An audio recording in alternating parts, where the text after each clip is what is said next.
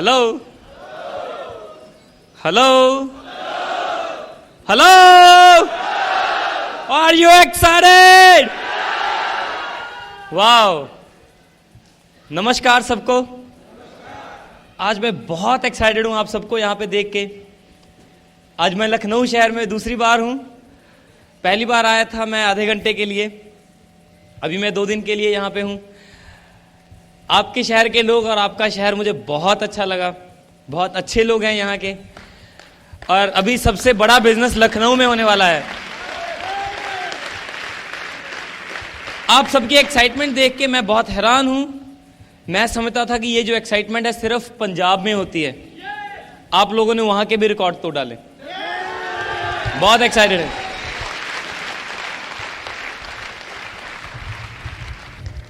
तो क्या आप डायमंड जाना चाहते हैं? पक्का? 100%? तो जाओ। इतना चिल्लाने की क्या जरूरत है भैया, अगर जाना है तो जाओ, ठीक है। लेकिन अगर आप डायमंड जाओगे तो बड़ा मजा आएगा, अगर नहीं भी जाओगे तो भी मजा मुझे तो आएगा, ठीक है, क्योंकि मैं तो डायमंड जा रहा हूं। इस बिजनेस में मैं आज से 3 साल पहले आया था। इस बिजनेस की वजह मेरे बचपन से शुरू होती है।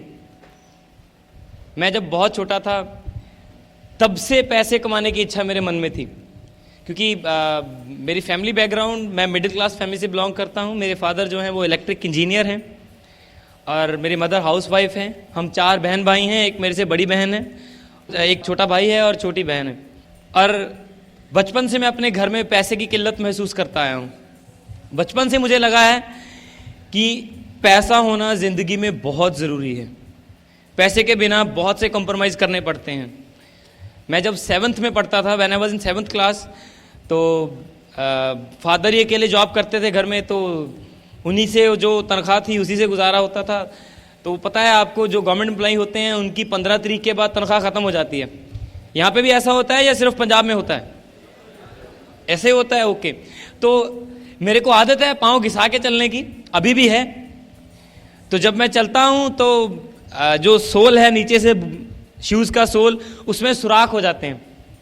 अभी तो नौबत नहीं आती, पहले बदल देते हैं, तब सुराख हो जाते थे।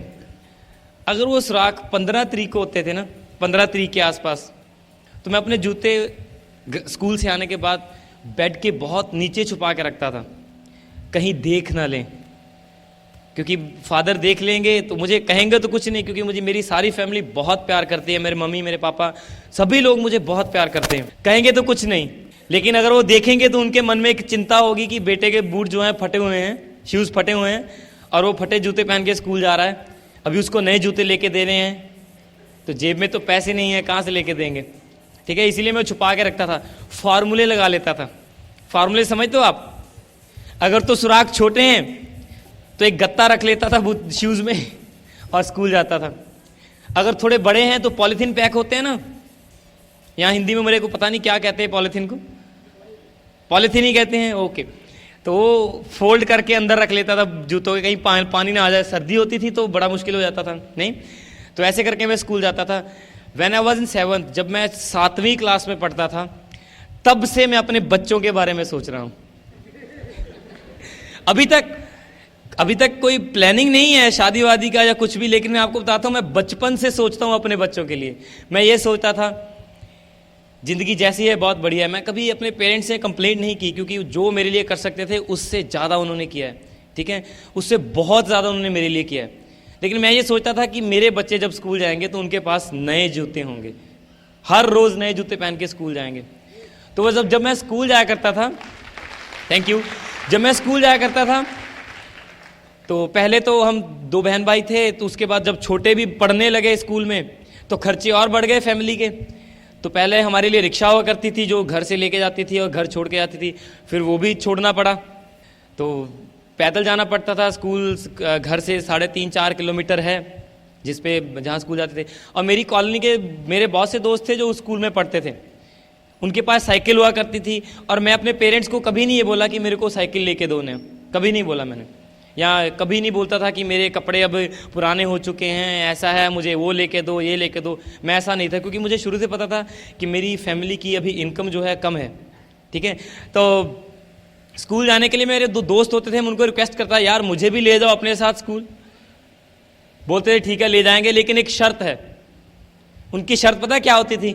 गोली तुम पीछे से धक्का लगाओ साइकिल को जोर से, जब साइकिल तेज हो जाए तो जंप करके बैठ जाओ, उसके बाद जब स्लो हो जाएगी फिर उतरना और फिर धक्का लगाना। मुझे मंजूर था, स्कूल जाता था मैं किसी की साइकिल को धक्का लगा के, जब वो फास्ट हो जाती थी जंप करता था, उसके पीछे बैठता था, वो चलती जा रही थी चलती, जब वहाँ जाके स्लो हो जाती थी फिर उतरता था, फिर धक्का लगाता था, फिर जंप लगा के स्कूल बैठता था, और बहुत मज़ा आता था। ठीक है, लेकिन मैं तब से ये सोचता था कि इतना पैसा कमाऊंगा कि मेरे बच्चों के पास स्कूल जाने के लिए जो सबसे बढ़िया गाड़ी होगी ना, उस वक्त की सबसे बढ़िया गाड़ी वो होगी उनके पास। तब से मैं ये सोच रहा था, तब से। तो वहीं से मेरे अंदर पैसा कमाने की इच्छा शुरू हुई। और हम पढ़ते थे, मैं और मेरी सिस्टर और मैं और मेरी सिस्टर हम दोनों बहुत इंटेलिजेंट थे पढ़ाई में। वो हर साल टॉप करती थी स्कूल में, मैं भी हर साल टॉप करता था। 1 साल बड़ी है मेरे से वो, इसलिए वो 1 साल आगे थी मेरे से। तो वो अपनी क्लास में हर साल टॉप करती थी और मैं अपनी क्लास में हर साल टॉप करता था। वो ऊपर से करती थी और मैं नीचे से। मेरा पढ़ाई में कोई इंटरेस्ट नहीं था, शुरू से कोई इंटरेस्ट नहीं था, क्योंकि मैं देखता था कि पढ़ लिखने के बाद आप इंजीनियर बन जाओगे मेरे फादर की तरह, उसके बाद आपको एक नौकरी मिल जाएगी जैसे डैडी जी को मिली है, उसके बाद आपको भी तनख्वाह मिला करेगी, 15 तारीख को ख़त्म हो जाया करेगी, आपके बच्चे भी फटे जूते पहन के स्कूल जाएंगे। इसलिए मेरे को पढ़ना पसंद नहीं था। लेकिन जो मेरी सिस्टर थी वो बहुत बड़ी ड्रीमर थी, उसको डॉक्टर बनना था। बचपन से वो पूछते ना पेरेंट्स, बेटा क्या बनोगे? मेरी सिस्टर से पूछा करते थे क्या बनोगे बेटा, तो वो बोलती थी डॉक्टर बनूंगी। मुझसे पूछते तो मैं कहता था कुछ नहीं, पढ़ लिख के मैं कुछ नहीं बनूंगा। तो चलते गए, जैसे जैसे बड़े होते गए फैमिली के खर्चे बढ़ते गए, लेकिन उस रफ्तार से फादर की इनकम नहीं बढ़ रही थी। तो जब मैं मैट्रिक में था और मेरी सिस्टर +1 में थी, मैंने वो पास किया। बहुत मेहनत करने पर मैं 10वीं पास कर पाया, बहुत मेहनत की मैंने। मुझे याद है आज ही वो मेरे पेपरों के दिन सारी रात जाग के मेहनत करता था मैं, सारी रात मेहनत करनी पड़ती ना, क्योंकि जो MBD गाइड आती थी उसके पेज बड़े थे, वो तो फाड़ के छुपा नहीं सकता था, इसलिए उनको छोटा छोटा लिखना पड़ता था।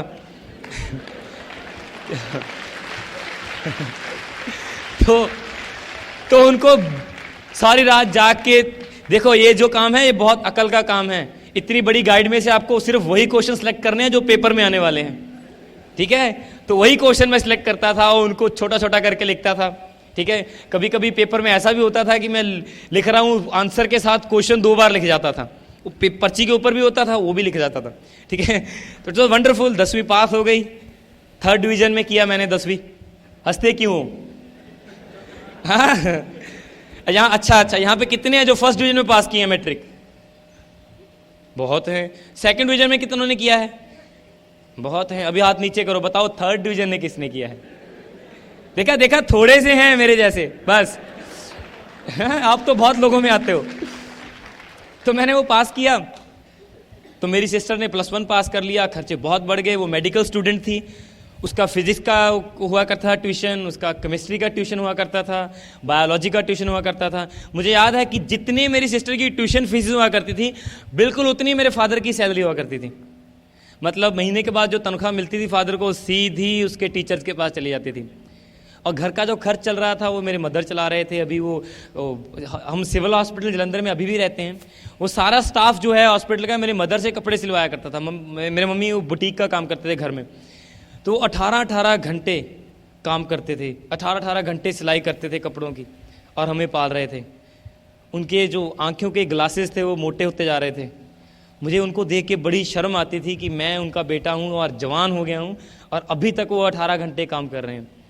तो मेरी आंखों में कभी कभी आंसू आ जाया करते थे। मैं अपनी मम्मी को बोलता था, मम्मा आप छोड़ दो काम करना, मैं कुछ करूँगा, मेरे को कहीं किसी दुकान पे लगवा दो, मैं कुछ कर लूँगा, आप मेरे से देखा नहीं जाता।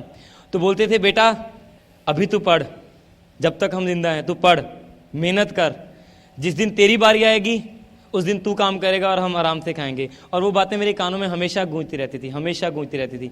किस दिन मैं कुछ ऐसा करूं जिससे मेरी मदर का काम छूट जाए, किस दिन कुछ ऐसा करूं मेरे फादर के कंधों से जो इतने खर्चे, इतने महंगाई के बोझ हैं वो उतरें। तो मैट्रिक जब मेरा कंप्लीट हुआ तो खर्चे बहुत सारे बढ़ गए फैमिली के। अभी छोटे बहन भाई वो भी बड़ी क्लासों में हो गए थे, तो खर्चे बढ़ते जा रहे थे। तो मैंने डिसाइड किया मैं आगे नहीं पढ़ूंगा। एक्चुअली मेरे फादर चाहते थे कि मैं अपने बेटे को इंजीनियर बनाऊँ, लेकिन बेटा हर साल स्कूल में टॉप करता था तो कैसे बन सकता था इंजीनियर। तो मैंने उनको बोल दिया था, भैया इंजीनियर तो मेरे से बना नहीं जाएगा, आप खाम खा के सपने मत देखो। मैं इतना बता दूं कि इंजीनियर से 10 गुना ज़्यादा पैसे जरूर बनाऊंगा मैं, ठीक है, मुझे इतना पता है। तो मैंने उनसे कहा कि मुझे काम करना है, कोई अपना बिजनेस करना है। फादर बोले, बेटा बिजनेस करना है इट मीन्स पता क्या है? मैं कहा जी क्या है? बहुत पैसे चाहिए। तो पैसे तो हमारे पास है नहीं थे। वैसे मेरे फादर की बैकग्राउंड बहुत सॉलिड है, करोड़पति हैं, लेकिन हमारी कुछ उनसे है, इसलिए कोई सपोर्ट नहीं है वहाँ से, हम उनसे अलग रहते हैं। तो मैंने डिसाइड किया कि मैं काम करूँगा। कुछ नहीं आता था, लेकिन मैंने एक दुकान ली किराए पे जलंधर शहर में। 650 रुपया उसका किराया था महीने का, और मालिक मान गया कि ठीक है महीने के बाद किराया लूँगा, क्योंकि मेरे पास तब किराया देने के लिए भी इतने पैसे नहीं थे। तो मैंने जो अपना करियर शुरू किया था वो 250 रुपये से शुरू किया था। एक टेबल लिया था, चेयर घर से ले गया था, एक पेचकस, एक प्लास होता है बिजली वालों के पास, देखा होगा आपने, एक टेस्ट पेन करंट चेक करने वाला, और एक दो चीज़ें और। 250 रुपये की इन्वेस्टमेंट से मैंने शुरू किया, और उसके बाहर लिखा था खालसा इलेक्ट्रिकल वर्क्स। मज़ेदार बात ये थी, जिस दिन वो दुकान खुली थी उस दिन मुझे ये भी नहीं पता था बल्ब कैसे जगता है, ये पंखा कैसे चलता है, ये इलेक्ट्रिक फिटिंग कैसे होती, नथिंग एल्स, कुछ भी नहीं पता था, कुछ भी नहीं। लेकिन दुकान के बाहर लिख रखा था, इस दुकान पे, यहाँ पे बिजली का हर काम बड़ा तसल्ली बख्श किया जाता है। देखो मैंने वो शुरू किया 250 रुपये से, ठीक है, कुछ नहीं आता था, लेकिन ये मुझे पता था कि मुझे पैसे कमाने हैं। आपको इस बात का पता है या नहीं? चाहे आज आपको कुछ नहीं आता, नो प्रॉब्लम, बस आपको इतना पता होना चाहिए कि आपको पैसे कमाने, इतना पता है आपको, तो कमा लोगे मेरी तरह, ठीक है। और उस मार्केट में बहुत से एक्सपीरियंस लोग बैठे थे, जिनको 10-10 साल का एक्सपीरियंस था, मतलब उनको 10-10 साल हुए थे इलेक्ट्रिक का काम करते हुए, सारी मार्केट उनके पास थी, और मुझे उनको फेल करना था, क्योंकि ट्रेडिशनल बिजनेस में अगर आपको राइज करना है तो किसी को फेल करना पड़ेगा। मैं सबके पास गया बारी बारी। 2 इलेक्ट्रिकल शॉप थी वहाँ पे, एक थी शर्मा इलेक्ट्रिकल और एक थी गिरधर इलेक्ट्रिकल, नाम भी याद है मुझे। तो मैं उनके पास गया, शर्मा जी ऐसा है कि मैंने आपकी मार्केट में दुकान खोली है खालसा इलेक्ट्रिकल वर्क्स, तो आप भी बिजली का काम करते हो, तो मैं ये सोच रहा था अभी ये काम मैंने शुरू कर दिया तो आप बंद कर दो, आप कोई और काम कर लो ना। वो भी बिल्कुल ऐसे हंसे जैसे आप हंसे ना, बिल्कुल ऐसे ही हंसे। लेकिन एक बात याद रखना, जब जब जग हंसा है तब तब इतिहास रचा है। 6 महीने के अंदर मैंने सारा काम सीखा। बल्ब कैसे जगता है, पंखा कैसे चलता है, मोटर वाइंडिंग, ये बिजली फिटिंग का A to Z सारा काम मैंने 6 महीने में सीख लिया। मुझे याद है आज भी वो दिन, वो पहला दिन जिस दिन मैं अपनी मेहनत की कमाई अपनी मदर के पास लेके गया था। 55 रुपीज़, 55 रुपये थे वो, और मैंने उनकी हाथ में पकड़ाए थे। मेरी आंखों में आंसू थे, उनकी आंखों में आंसू थे खुशी के कि अब मेरा बेटा कुछ कमाने लगा, ठीक है। आज मैं बहुत पैसे कमाता हूँ, लाख से ऊपर मैं चेक पकड़ाता हूँ अपनी मदर को। इतनी खुशी नहीं होती, इतना मज़ा नहीं आता जितना उस दिन आया था जिस दिन मैंने 55 रुपये अपनी मदर के हाथ में रखे थे। वो लाखों रुपए तो मदर खर्च देते हैं इधर उधर, वो सब कुछ जाते हैं, लेकिन वो 55 रुपीज़ आज तक उन्होंने संभाल के रखे हैं, उन्हें बांध के वो करके ना। तो इट वॉज वेरी गुड। पैसे आने लगे, काम सीखना शुरू किया, बहुत मेहनत करता था मैं, मुझे सब कुछ भूल गया था। मैं इससे पहले जब मैं पढ़ता था तो मैं मार्शल आर्ट्स करा करता था। I'm brown belt 6 dan in martial arts, all India का चैंपियन हूँ अपने वेट का। तो मैं वो सब कुछ भूल गया था, अपने दोस्त भूल गया था, मेरे दोस्त थे जो, सबको मैंने छोड़ दिया था। मेरे मन में सिर्फ एक लगन थी कि मुझे पैसे कमाने हैं, पैसे कमाने हैं। पता क्यों, किस लिए? रीज़न पता क्या था? नए जूते, ठीक है, तो गाड़ी बढ़िया सी अपने बच्चों के लिए, वो सब कुछ सारे ख्वाब थे बचपन से। इस एमवे बिजनेस के आने के पहले मैं बहुत बड़ा ड्रीमर था, बचपन से ख्वाब देखा करता था। तो अभी वो सब कुछ होने लगा, पैसे आने लगे। लेकिन एक बड़ी बहुत अजीब सी बात थी, सर्दी के दिन होते थे, कड़ाके की ठंड पड़ती थी, और लोग अपने घरों में रजाइयों में बैठे होते थे, बाहर नहीं निकलते थे। और मैं सुबह 5:30 बजे 6 बजे किसी की बिल्डिंग पे चढ़ा हुआ हूँ, सीढ़ी के ऊपर छेनी पकड़ी है, हथौड़े से उसकी दीवारें फाड़ रहा हूँ, टक टक चलता जा रहा है। फिर हथौड़ा स्लिप करता था, हाथ पे लगता था जोर से। 2.5 किलो का हथौड़ा अगर हाथ पे लगे तो क्या होगा? मजा आएगा? तो बहुत मजा आता था। छेनी गिरती थी नीचे, हथौड़ा गिरता था, सीढ़ियों से नीचे उतरता था, हाथ को ऐसे करके मलता था, ऐसे करके बैठता था थोड़ी देर के लिए, लेकिन फिर मुझे याद आता था, बेटा उठ, पैसे कमाने हैं। फिर वही छैनी, वही हथौड़ा और दे धनाधन। हाथ से खून निकलता रहता था, लेकिन मैं हटता नहीं था, लगा रहता था। लोग हैरान थे, जो काम 10 लोग मिलके करते थे वो मैं काम अकेला पकड़ लेता था और मैं लगा रहता था बस उस पर। लेकिन उस दिन बड़ा दुख होता था जिस दिन मैं अपना बिल कस्टमर को देता था, ये लो बिल, और वो मेरे से पता क्या पूछते थे, अभी मेरे हाथों के जख्म सूखे नहीं होते थे, और वो मेरे से कहते थे किया क्या तूने, इतने पैसे काहे के मांग रहा है। मुझे बड़ा दुख आता था। मैं छोटा था तो मैं 16 साल का था तब, जबकि मैं आपको बात बता रहा हूँ। मुंह पे दाढ़ी मूछ नहीं थी, पटका बांधा करता था, लोग मेरे पैसे दबा जाया करते थे, अभी तक दबाए हुए हैं, कईयों ने नहीं देते ना सही। तो मुझे बड़ा दुख आता था, मैं उनके सामने रो भी देता था कभी कभी। आपको दिखता नहीं है कि मेरे हाथों के अभी तक जख्म नहीं सूखे, तो आप ये पूछ रहे हो किया क्या है तुमने। है सारा काम जलंधर में आज भी जो सबसे बढ़िया इलेक्ट्रिकल वर्क है वो मैंने किया है। ऑटोमेटिक है वो सारी बिल्डिंग, आप उसके एंट्रेंस पे जाओगे, ऑटोमेटिक लाइट जगेगी, आपके ऊपर कोई स्विच नहीं दबाना, वो अंदर बेल बजेगी, अंदर की जिस रूम में जाओगे एवरीथिंग इज ऑटोमेटिक, और उसका आज तक मुझे एक भी पैसा नहीं मिला। वो अभी तक कहता तूने किया क्या है, सारा काम तो गलत कर रखा है। ठीक है, तो ऐसा था, लेकिन फिर भी बढ़िया चल रहा था। मुझे मेरे ख्वाब जो थे उनमें पूरे होते नज़र नहीं आ रहे थे।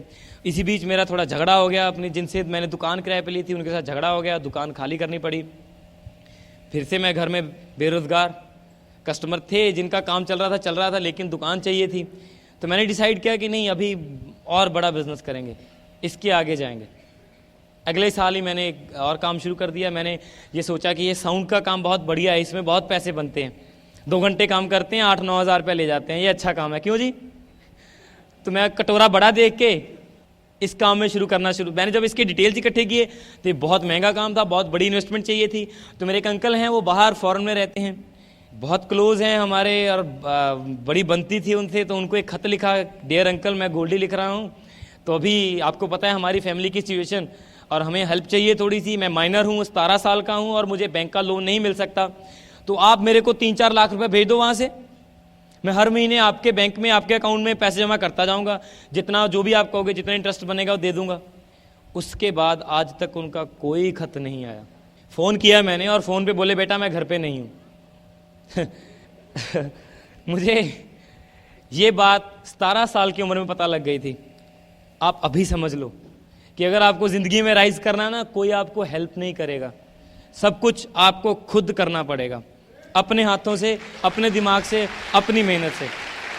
ये बात मुझे 17 साल की उम्र में समझ आ गई थी कि बेटा राइज करना है, वो अपने ख्वाब पूरे करने हैं, तो अपनी ज़िंदगी की डोर अपने हाथ में पकड़ लो। आज से आप अगर राइज करना चाहते हो तो अपनी ज़िंदगी की डोर अपनी हाथ में पकड़ लो, खुद ड्राइव करना सीखो अपनी ज़िंदगी की गाड़ी को। ठीक है, तो मेरा एक दोस्त थे, उसके फादर बैंक मैनेजर थे, उनसे मैंने बात की, बहुत अच्छे थे। उन्होंने घुमा फिरा के माइनर को लोन ले दिया। 18 साल के कम को लोन नहीं ना मिलता, लेकिन मुझे 17 साल की एज में एक लोन मिल गया, 2 नंबर में घुमा फिरा के। अभी ये मैं उनका नाम तो नहीं बताऊंगा आपको किन्होंने दिलवाया था।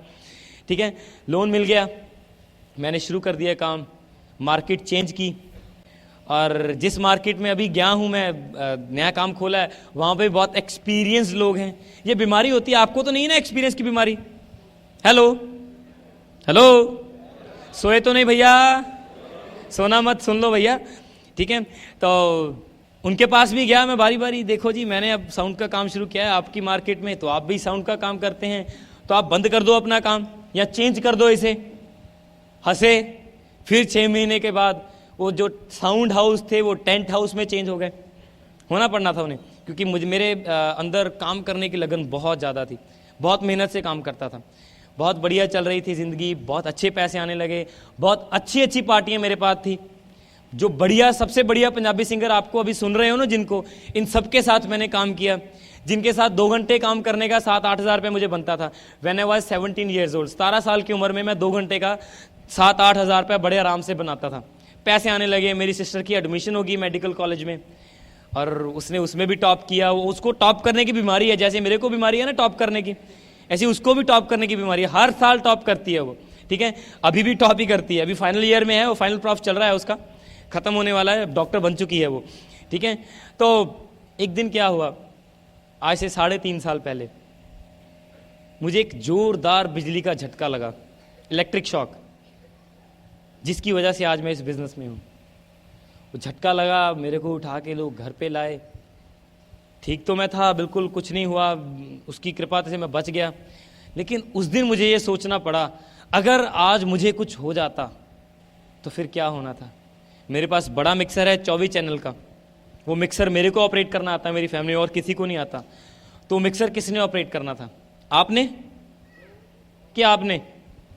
किसने? अगर वो ऑपरेट नहीं होता तो फिर पैसे कहां से आने थे? पैसे किसने देने थे? किसी ने नहीं। अगर पैसे नहीं आएंगे तो बैंक की किस्तें कौन वापस करेगा? लोन लिया था ना उसके लिए मैंने, वो लोन किसने वापस करना था? अगर वो लोन वापस नहीं होता तो बैंक ने क्या करना था? हाँ, पता नहीं क्या करना था। जो भी करना था मेरी फैमिली के लिए वो अच्छा नहीं था। ठीक है, उस दिन मुझे एहसास हुआ कि सिक्योरिटी नाम की कोई चीज़ है।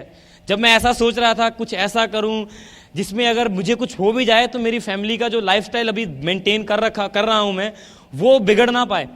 कहीं ऐसा ना हो मुझे कुछ हो जाए और मेरी फैमिली सड़क पे आ जाए। इसी बीच मेरे एक दोस्त थे, मेरी दुकान के सामने जाया करते थे। मेरे हम बचपन के दोस्त थे, वो थोड़े मोटे हैं, तो मुझे बोला करता था, वो टाई वाई लगा के मेरी दुकान के सामने से निकलता था। मुझे बोलता था, मोटे कहाँ जा रहा है?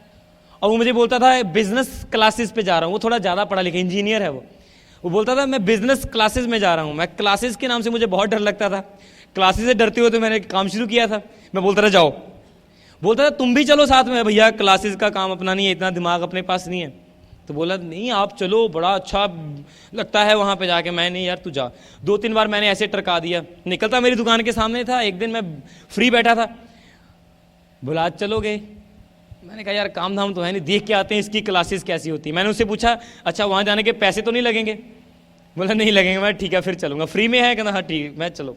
उसके साथ मैं गया। मेरा ड्रेसअप क्या था, मैंने व्हाइट कलर की टी शर्ट पहन रखी थी। सॉरी, उसका एक्चुअल कलर वाइट था लेकिन वो लगती नहीं थी कहीं से वाइट है। ठीक है, वर्कशॉप ड्रेस में था। और गंदी सी स्लैक्स थी, पैरों में कैंची चप्पल थी, सर पे वो पटका राउंड बांध रखा था। और मैं गया, पता कहाँ गया? जिसे हम आजकल मंदिर कहते हैं, डॉक्टर हरभजन सिंह ब्रैज के घर में। क्या हुआ, जब मैं एंटर करा घर में तो एक बड़े से डाइनिंग टेबल के ऊपर एक स्मार्ट सा लड़का बैठा था। कौन पता? डॉक्टर हरलीन ब्रैज, मेरे अपलाइन एमरल्ड। ठीक है, वो बैठे थे। अभी उनकी शादी नहीं हुई थी, शादी के पहले की बात है। तो मैं उनसे सामने गया, आशु जी ने मेरे को इंट्रोड्यूस कराया। आशु जी कहते हैं ये गोल्डी है मेरा दोस्त, ये डॉट साहब उठे खड़े हुए हरलीन जी और मेरे को बोले ग्रेट। मैं कहा इसे क्या हुआ है? बड़ा एक्साइटेड है यूं ही। तो मुझे ऐसा लगने लगा कि यार मैं कुछ गलत जगह पे आ गया हूँ शायद। ये तो अच्छा, फिर उन्होंने प्लान बताना शुरू किया। ये जो आपको बताया था ना प्लान किसी ने, बोले आप तुम पैसा कमाना चाहते हो? मैं कहा जी कौन नहीं चाहता, वो तो कमाऊंगा मैं। आप नहीं भी कहोगे तो मैं तो भी पैसा कमाऊंगा। तो उन्होंने मेरे को बिठाया, प्लान दिखाया, पता नहीं क्या दिखाया। क्योंकि वो अभी नए नए कनाडा से आए थे तो पंजाबी कम इंग्लिश ज़्यादा बोलते थे और मैं था बिल्कुल कोरा, matric pass, 3rd division. English ऊपर से निकलती जा रही थी, पंजाबी थोड़ी सी समझ में आती थी। ठीक है, तो पता नहीं क्या किया उन्होंने, क्या समझाया, कुछ समझ नहीं आया। गोले बनाते रहे, ये 9 हो गए, ये 6 हो गए, ये 3 हो गए, ये टोटल 226 मेंबर हो गए। 226 मेंबर हो गए तो 50,000 रुपया हो गया। मैं क्या फिर से बताना? बोले जब 226 मेंबर हो जाएंगे तो 50,000 रुपये महीने की तेरी आमदन होगी। मैं कहा जी बस मैं ये काम करूँगा। उन्होंने बोला काम करने को या कुछ ऐसा नहीं मेरे को बोला। बाद में बोले कि तुम लिटरेचर ले जाओ। मैं कहा जी दे दो। वो देने लगे, बोले ये 15 रुपये का है। मैंने बोला अच्छा मैं कल ले जाऊँगा। लिटरेचर वहीं पे छोड़ आया। ठीक है, अगली बार गया तो लिटरेचर, मैंने अशु को बोला मेरे को लिटरेचर लेके दो। जो तभी तो ब्रिट का लिटरेचर नहीं था, थोड़ा सा उन्होंने खुद बना रखा था थोड़ा सा, तो उसी से थोड़ा समझ आता था। तो लिटरेचर अशु ने लेके दिया, समझ आने लगा थोड़ा थोड़ा। अभी 226 मेंबर मुझे बहुत तंग करने लगे। मैं रात को उठ उठ के लोगों के नाम ढूंढा करता था। नींव छत पे गोले नजर आते थे। 1 हो गया, ये 35, ये 36, ये 37, 50 पे आके अटक गया काम। अभी 50 पे आ गया तो मैं कहा चलो बाकी नाम सुबह लिखेंगे। मैं सो गया। 2:30 बजे मेरे को मेरी मासी के लड़के का नाम याद आया। मैं उठा, एकदम से पेन उठाया, उसका नाम लिखने लगा। मम्मी बोले बेटा क्या हुआ तुम्हें? मैं कहा जी 226 पूरे करने हैं। अच्छा, 4 दिन में मैंने 226 मेंबर पूरे किए, पेज पे लिखे, और डॉक्टर साहब के घर गया, हरलीन जी को पकड़ाया, ये लो 226 मेंबर निकालो, 50,000 रुपया।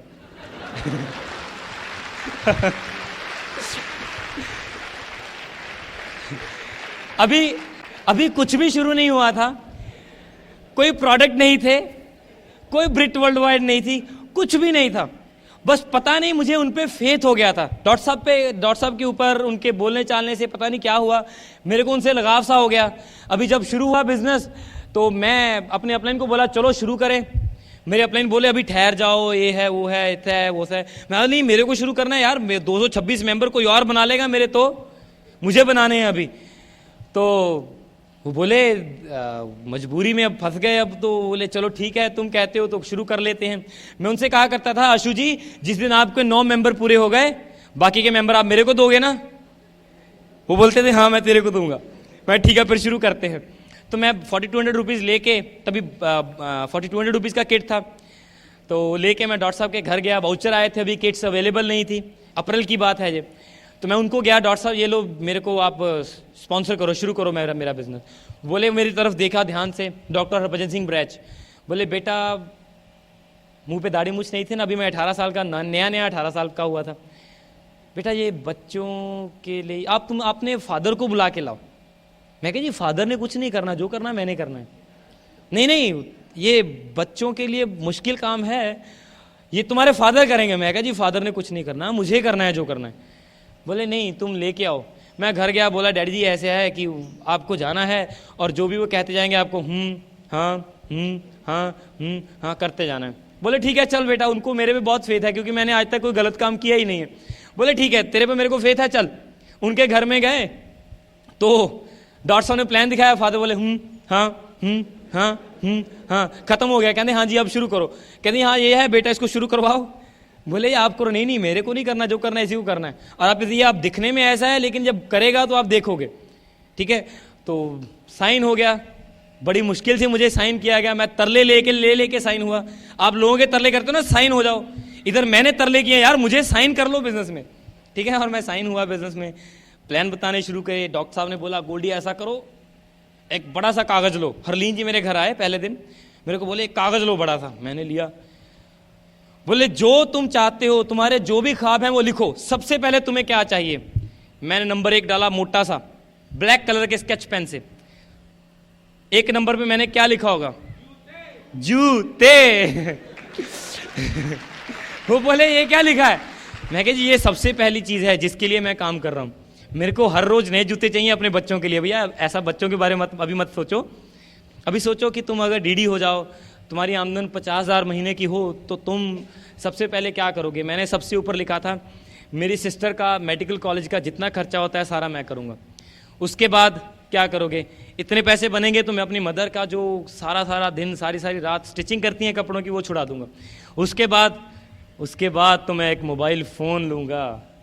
उसके बाद तो मैं एक बड़ी सी सफ़ेद रंग की कंटेसा गाड़ी लूँगा, लंबी वाली। मेरे को बड़ी गाड़ियाँ बहुत अच्छी लगती हैं, वो लूँगा।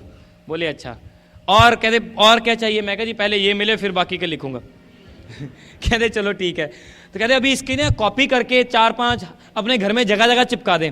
मैं कहा ये क्यों, मुझे याद है सब कुछ, मेरे को कभी पूछोगे मेरे को याद रहेगा। बोले नहीं चिपका दे।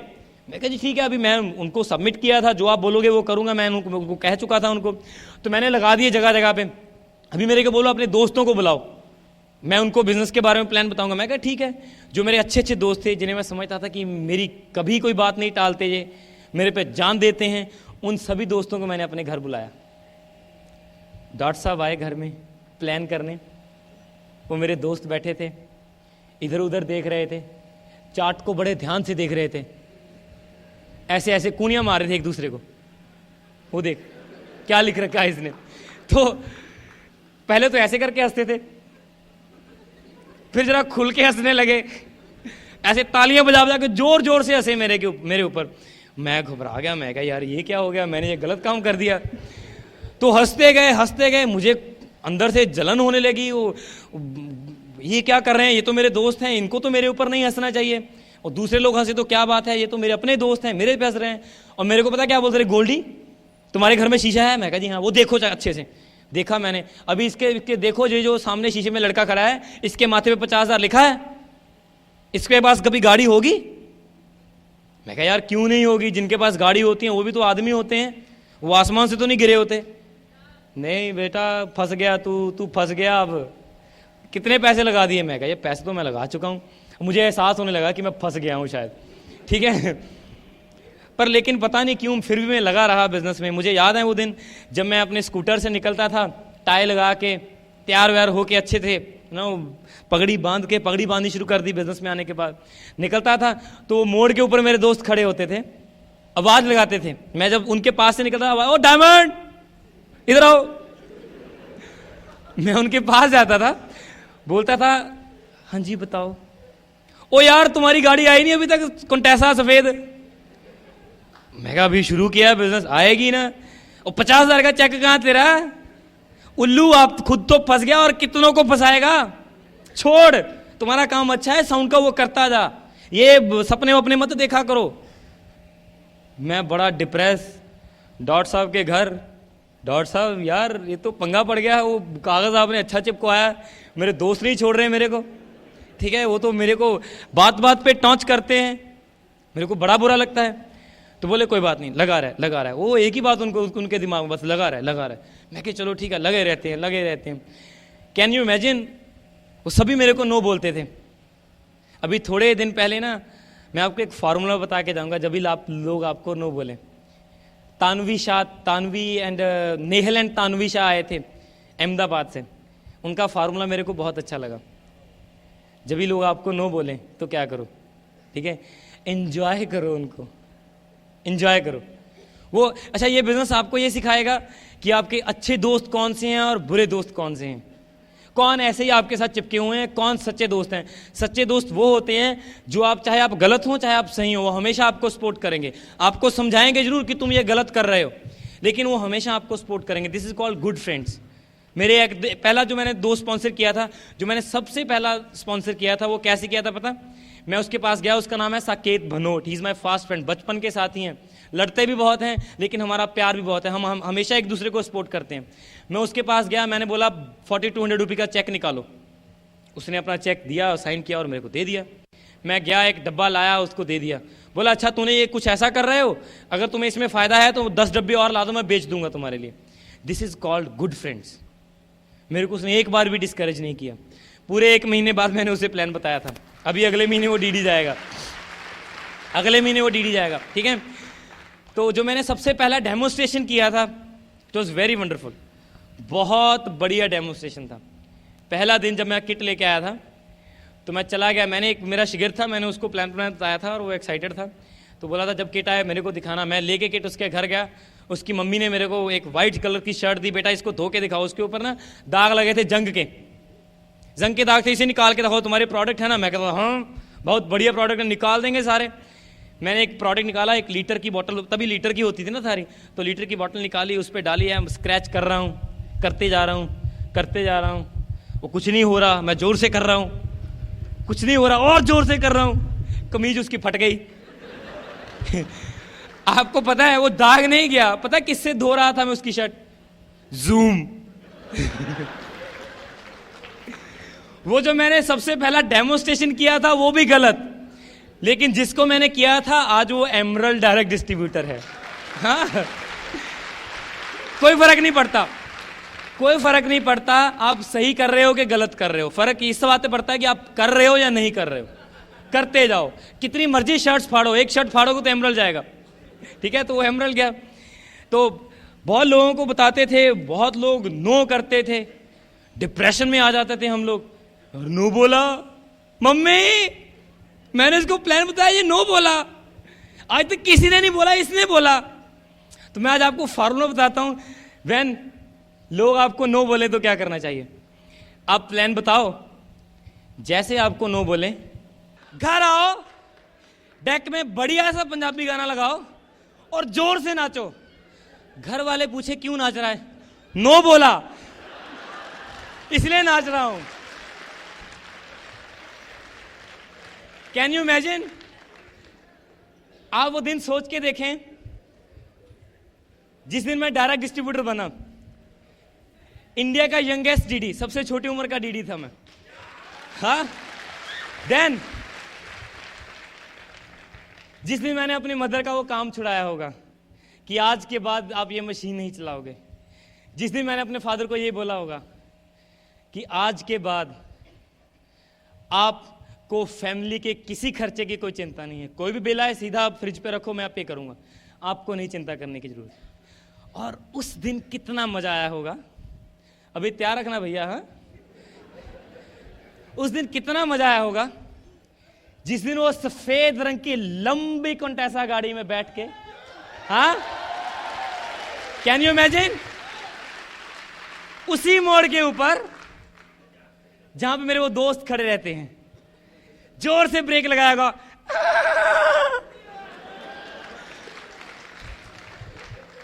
और बड़ी शान से कार का शीशा खोला होगा। कैन यू इमेजिन, एक प्यारे से मोबाइल फोन पे अपनी किसी डाउनलाइन से बात की होगी, और उसके बाद मैंने क्या किया होगा, जैसे वो हंसे थे मेरे ऊपर, कार से निकला, जोर जोर से हंसा, कैसे आ गई कंटेसा सफेद रंग की, चेक देखोगे क्या, चेक है ये 50,000 रुपए का, ये देखो मोबाइल फोन असली है, बात करोगे क्या। और कैन यू इमेजिन उनके दिल पे क्या बीती होगी।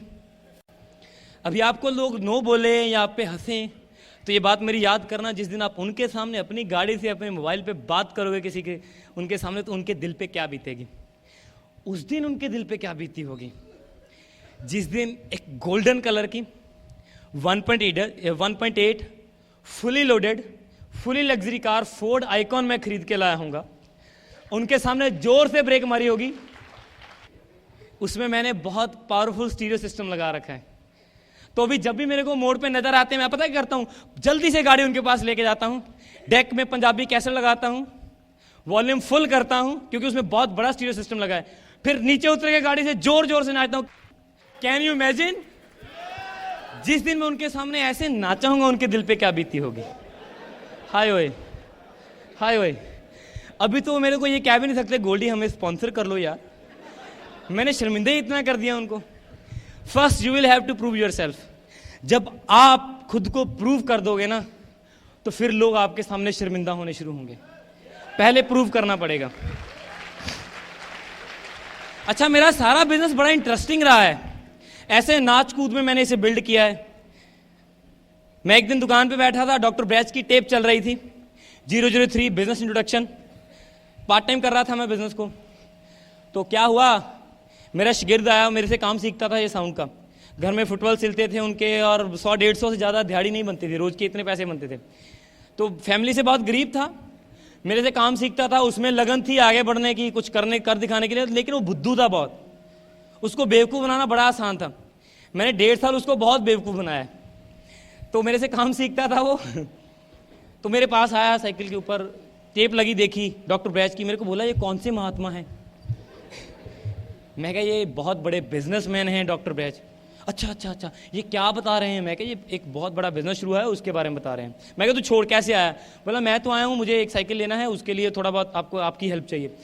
मैं कहा चलो। मैं तभी प्लान दिखाना सीख रहा था, प्रैक्टिस कर रहा था प्लान दिखाने की। तो मैंने बोला चल ठीक है वो तो कर लेंगे, मेरी प्रैक्टिस एक है, तू मेरे सामने बैठ जा और हाँ करते जाना, जब खत्म हो जाएगा तब चलेंगे तेरा काम करने। बोला चलो ठीक है भैया।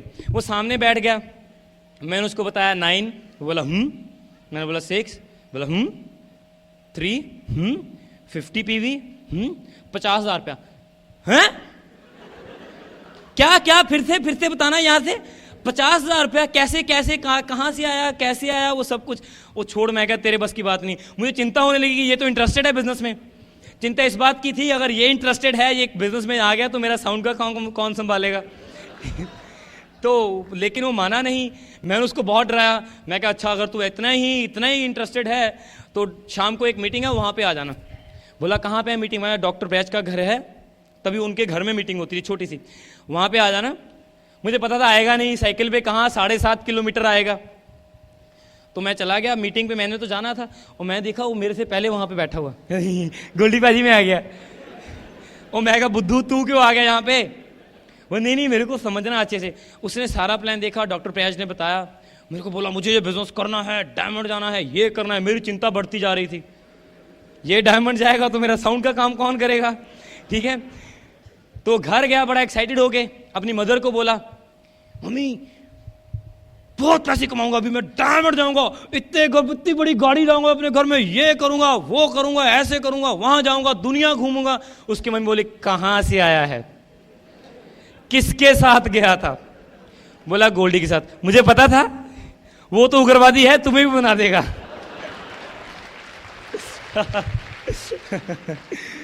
तो मुझे प्यार तो यही वर्ड यूज करते थे तभी।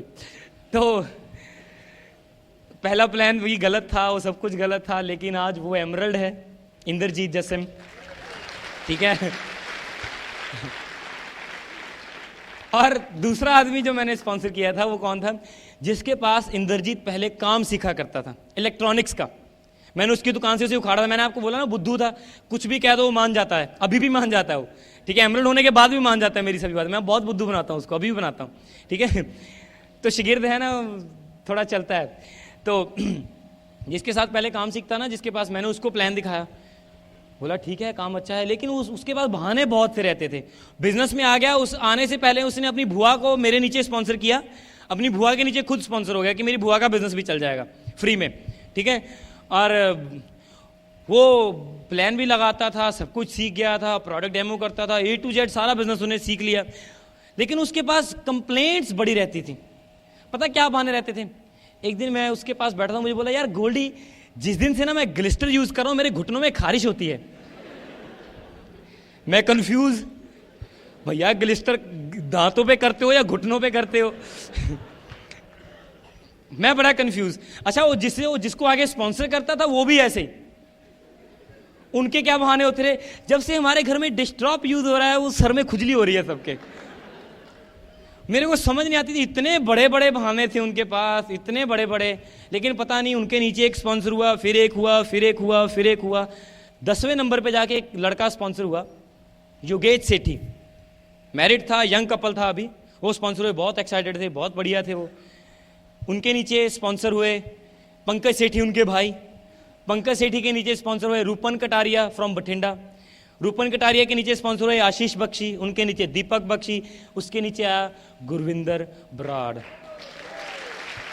ये जो सभी के मैं आपको बता रहा हूं ना सबके बारे में, ये सभी अभी वो हैं, सभी डीडीज हैं। और गुरविंदर बराड़ जो है वो एमरल्ड डायरेक्ट डिस्ट्रीब्यूटर है, and he is in diamond qualification, diamond qualification में है। गुरविंदर बराड़ बहुत सीधा आदमी है, बहुत सीधा। उसको भी कुछ भी बता दो मान जाता है वो। उसका सुबह फोन आएगा, गोल्डी जी आज मैं फ्री हूं, बताओ मैं क्या करूं। मैं उसे बोलता हूं आज बराड़ साहब आप पर्सनल काम कर लो। अच्छा, एकदम से फोन काट देगा वो। शाम को फोन आएगा, गोल्डी जी मैंने 10 लोग स्पॉन्सर किए हैं, बताओ आगे क्या करूं। फिर उसे बोलता बराड़ साहब आगे से कोई बंदा स्पॉन्सर नहीं करना मेरे से बिना पूछे, अभी इनको चलाओ। ऐसा है, बहुत बहुत मेहनती है, बहुत मेहनती है वो। एमरल्ड डायरेक्ट है और इसी साल वो डायमंड जा रहा है, इसी साल वो EDC जाएगा, और मुझे उम्मीद है कि वो डबल डायमंडशिप कंप्लीट करेगा इसी साल में, ठीक है। बहुत मेहनती है। This is my second leg. Third leg में मेरा क्लासमेट था, इंद्रजीत था उसका नाम भी। वो 3 भाई थे, तीनों के तीनों इंजीनियर, एक सॉफ्टवेयर इंजीनियर है, 2 मैकेनिकल इंजीनियर हैं। सॉरी, एक मैकेनिकल है और एक सिविल इंजीनियर है, तीनों इंजीनियर हैं वो।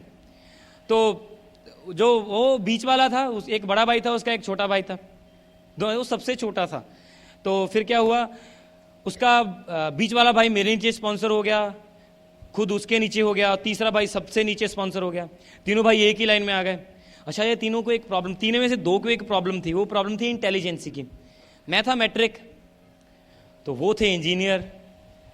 मैं उनको कुछ बताता था, उनके समझ में नहीं आता था, क्योंकि वो समझते थे कि ये हमें क्या सिखाएगा, मुंह पे दाढ़ी मूछ भी नहीं है अभी, और ये हमको बिजनेस के बारे में सिखाएगा। तो हम तो इंजीनियर हैं, बहुत बड़े इंजीनियर हैं, ये हमें लगता नहीं हम इनसे कुछ सीख पाएंगे। चलता गया, लेकिन उनका ग्रुप बहुत बड़ा था, बहुत बढ़िया बढ़िया लोग उन्होंने स्पॉन्सर किए। प्रॉब्लम ये थी कि वो अपने ग्रुप को अपनी अपलाइन से नहीं मिलाते थे। अपने ग्रुप को ना मेरे से मिलाया, ना हरलीन से मिलाया, ना डॉक्टर बैच से मिलाया, किसी से नहीं मिलाया उन्होंने, ठीक है। तो एक उन्होंने लड़का स्पॉन्सर किया, 6 फीट उसकी हाइट, रंग थोड़ा उसका सांवला सा, मोटे मोटे होंठ काले रंग के, 6 फीट था वो, और उसको उन्हें स्पॉन्सर किया और मेरे से मिलाया कि ये चेतन कुमार है, ये बहुत शार्प है, ये मैकेनिकल इंजीनियर है। मैं कहा अच्छा। मैं उससे मिला तो मैंने उसके कान में कहा, दूसरे के जो इंद्रजीत ने मुझे मिलाया था, मैं उसके कान पे कहा वो कुछ चज दे बंदे स्पॉन्सर कर, ये फीमची थोड़ी ना कुछ करेंगे। दिखने में वो ऐसे लगता था कि फीमची है, बहुत तगड़ा चेन स्मोकर है, ठीक है। उसको देखोगे तो आप भी यही कहोगे। तो वो हो गया, वो करता गया कुछ ना कुछ। थोड़ी देर बाद क्या हुआ, बाकी सभी लोग क्विट कर गए, वो एक ही रह गया, वो चेन स्मोकर चेतन कुमार। अभी वो डीडी है ठीक है, बहुत बढ़िया आदमी है वो भी, बहुत। जितनी बुक्स उसने पढ़ी हैं, जितनी टेपें वो सुनता है, बहुत कम लोग उतनी स्टडी करते हैं इस बंदे को। बहुत इंटेलिजेंट है, बहुत नॉलेज है। आप उससे मिलोगे, जब एमरल्ड होगा लखनऊ में भेजूंगा मैं उसको, आप उससे मिलोगे, बहुत मजा आएगा, ठीक है। तो ये मेरा तीसरा लेग था। ऐसे 4th भी है, 5th भी है, 6th भी है, 7th भी है, 8th भी है, 10th भी है, 11th भी है, 12th भी है। बहुत बड़ा स्ट्रक्चर है, उसके बारे में बाद में बात करेंगे जब मैं डायमंड हो जाऊंगा। तो ये थी मेरी सिंपल सी स्टोरी, कुछ ज़्यादा कुछ नहीं किया। मैं आज जहाँ पे पहुँचा हूँ, मुझे कुछ नहीं आता था, मेरे को उंगली पकड़ के सिखाया डॉक्टर हरलीन ब्रैच ने। परमात्मा का दूसरा रूप है मेरे लिए, मैं उनको बड़े भाई भी कहता हूँ। बहुत प्यार करते हैं मुझे। संदीप जी जो उनके मिसेज हैं, एज में ज़्यादा फ़र्क नहीं है मेरे से, वो ज़्यादा बड़े नहीं हैं, लेकिन मैं उनको दीदी कहता हूँ बड़े प्यार से, और मेरे को अपना बच्चा समझते हैं वो। जब मैं गलती करता हूँ कान पकड़ के मेरे को सिखाते हैं। आज वो यहाँ पे नहीं है, कनाडा में है, तो मुझे उनकी बहुत याद आ रही है। अगर वो यहाँ पे बैठे होते तो सबसे ज़्यादा तालियां उन्होंने बजानी थी मेरे लिए। मैं उनका सबसे प्यारा बच्चा हूँ, ठीक है। उनसे मैंने ये सीखा है सारा कुछ, सब कुछ वो सिखा रहे हैं। मैंने आज तक खुद कुछ भी नहीं किया, जो कुछ किया उन्होंने मेरे लिए किया है। मैं बहुत थैंकफुल उन सब के लिए, डॉक्टर ब्रैच के लिए। जो मेरे स्पॉन्सर थे अशु ज्योति जी, आज वो बिज़नेस में नहीं है, वो अभी मेरी डाउनलाइन में स्पॉन्सर दोबारा होंगे थोड़ी दिनों के बाद। उनके अपलाइन थे डॉक्टर विकास गोयल, वो बहुत बढ़िया इंसान हैं, लेकिन वो भी बिज़नेस में नहीं है। उनके ऊपर थे डॉक्टर हरलीन ब्रैच, मेरे को उन्होंने ऊपर से नीचे पकड़ा था। He is the person, doctor Harleen is the person जिन्होंने मुझे पहचाना था कि ये आदमी डायमंड जा सकता है।